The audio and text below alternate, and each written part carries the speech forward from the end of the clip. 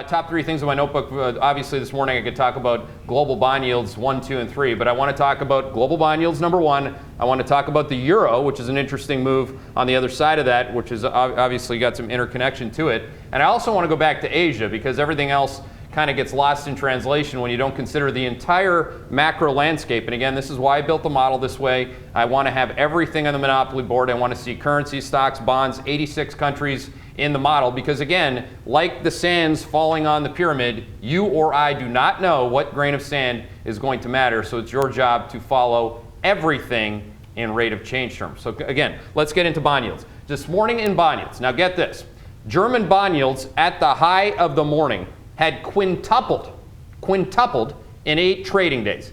Again, they have not tripled in 8 trading days. They have not quadrupled in 8 trading days ever. This was a quintuple in rate of change terms. Now, the dude at home who's always been short bonds and losing money for the last 5 years, basically is going to say, well, you know, they're low. You should have known. I mean, you should have known. I hope you didn't have that on for the whole ride, by the way. You know, for example, if you've been short or long something like TBT for the last 3 years, you're down 75%.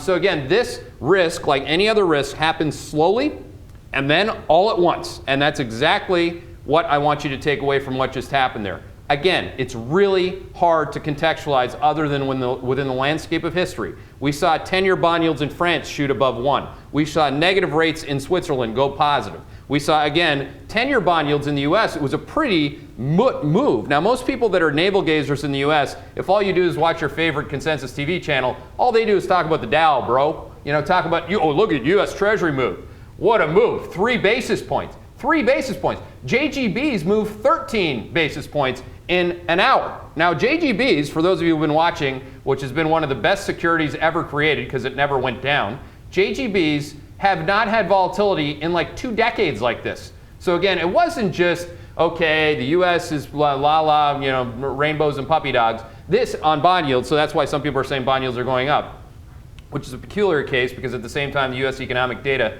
continues to deteriorate. But the real point is that it's a global bond yield move, and one that you have never seen before. And by the way, one that these central planners, if they're committed to what they're doing, both the Japanese and the Europeans, forget what the U.S. is doing for a second, unless they're just going to go on vacay or all go back to working, I'm not going to name what investment bank, unless that's their plan, which could be their next plan, they are most likely going to do something. Now, I don't know what that is, which makes it even more confusing, which is, again, going to reiterate my main call this morning is I don't know what to do when that happens, and neither do you. So again, just wanted to contextualize that. I'd probably spend more time on the top thing and the top 3 things than I've ever done before. But again, it's because I've never seen that before, and again, neither have you. Euro. Now, just to hit on the levels, the euro risk range, much like the 10-year bond yield risk ranges, is as wide as it's been since this whole gong show and volatility started. So again, think about volatility, okay? Volatility was at an all-time low across asset classes in July of last year. That includes oil. It includes the entire commodity market. It includes the entire fixed income market. Again, we're looking at total cross-asset class volatility. Then you get the mother of all volatilities in oil volatility that was correlated to the mother of all currency moves, which is the US dollar move. So you get currency volatility, you get commodity volatility, actually the biggest volatility move ever in oil. Then you get volatility in bond yields.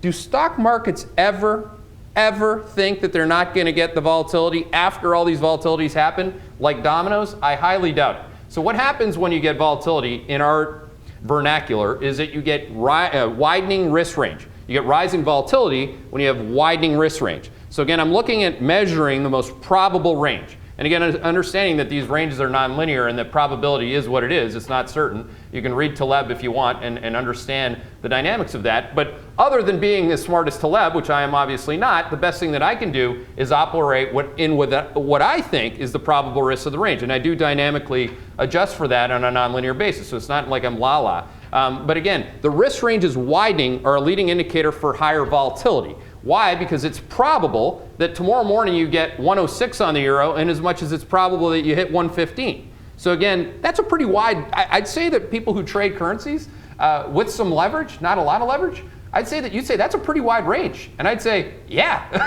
that's the point. Same thing in bond yields. You know, if the jobs report's bad in the US tomorrow, I could see 185 on the risk range in the 10-year bond yield. But do I have 235? This is huge. I mean, this is what makes people unconfident. I think I'm a relatively confident guy. I think most people think that I'm cocky to whatever disbelief they may have in what I am highly unconfident every day in markets, and I am highly, highly, highly unconfident in this kind of a market when risk ranges are that wide. Because again, what the market's telling you is that it's going to get more volatile because the market has a lot of participants who don't know either. Final point on Asia. Again, circling the ducks here. Japan down. Okay, Japan doesn't like what? They don't like, now the dollar's down, the euro's up, and the yen is no longer going down.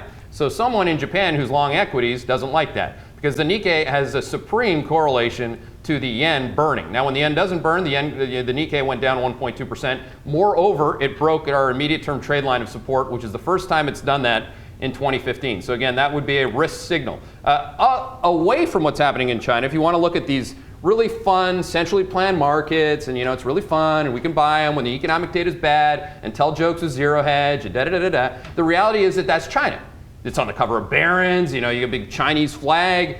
The Shanghai Comp Casino was down 2.8% overnight. It's down 8% in 3 days. Now, how do you, Mr. Margin, call Chinese broker like them apples? That's a big problem, okay? You got Japan, you got China, and then you look at these other places, God forbid you look at the rest of the world and what they're implying from a global growth perspective. Again, all the global growth data has been slowing in as much as anything else. I think that's most obvious. But again, Indonesia down again. India down again. India down at minus 3% for the year to date. So we got Australia cut rates, as you know. Earlier this week we said that on the macro show. You didn't need it on the macro show. You could just read the internet and you would have seen, oh, Australia cuts interest rates.